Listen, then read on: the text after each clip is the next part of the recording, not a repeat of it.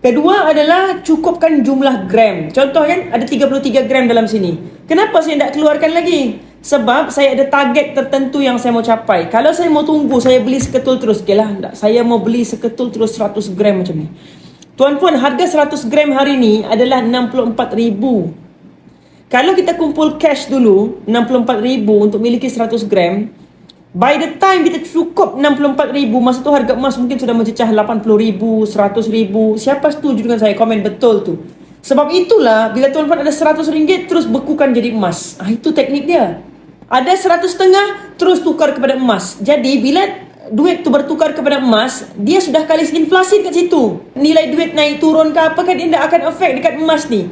Sebab emas ni dia kali inflasi. Maksudnya apa tuan-puan? Harga emas ni dia akan naik walaupun nilai duit makin jatuh. Macam mana cakap?